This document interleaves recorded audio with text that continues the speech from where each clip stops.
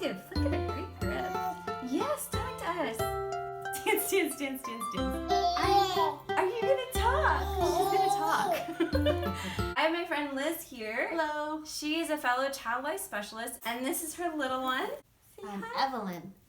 Miss Evelyn. So Miss Evelyn is the star of our show today because she's going to be showing us different ways to position a little one when we do medical procedures. It can be a little traumatic for both the parents and the kids when they have to get maybe shots or an IV or a blood draw. So we're going to show some different ways that parents can hold their kids to make them feel comfortable as opposed to laying them on the bed and maybe wrapping them up in a sheet or something like that. So if Evelyn had to get maybe a blood draw by getting a little heel prick right here, Liz can hold Evelyn just like this and hold her nice and tight and talk to her and stuff, and Evelyn can move her hands around, but this foot here is nice and free for the nurse to be able to get the blood from the foot here.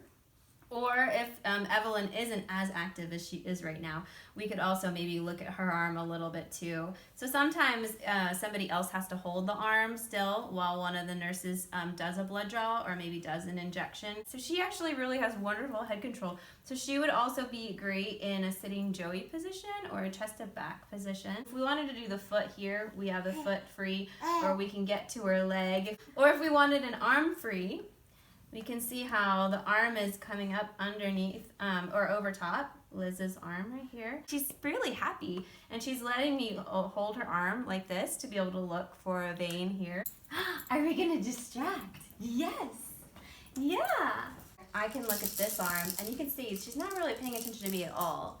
But I'm holding her arm nice and still right here, and I could do the blood draw while Mom focuses on keeping her distracted. Always make sure that the rattle does not become a weapon once the needle is inserted. But if Liz was an example of the weapon, you have to be really careful. Making sure that the parent is comfortable with the position is also really important.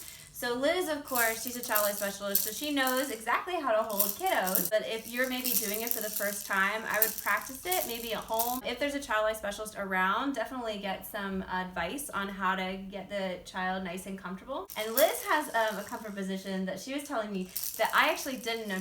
Oftentimes I would sit on the bed with the child in my lap. I would sit with my legs crisscrossed. And as you can see, we'll pull this over here. Let Miss Sarah be the distraction. And have the parent or the child life specialist just give a big hug. So you can see she's totally enthralled over here while we're doing the procedure over there. So maybe if the parent has to sit on the bed, like if it's a bed that they're doing the procedure on instead of the chair, then Mom can get up on the bed just like this, sitting crisscross and having a little bit more of kind of a like a cradle that you're kind of holding her in. And this also works if you have a tablet, things like that, for slightly older children the preschool that like to watch, Mickey Mouse Clubhouse, things like that.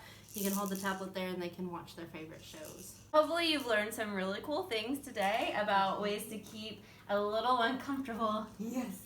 Well, if you guys have any questions or comments about the positions that we've gone over, you can definitely leave a comment in the box below. Otherwise, we will see you around. Bye. Bye. Say bye. Bye.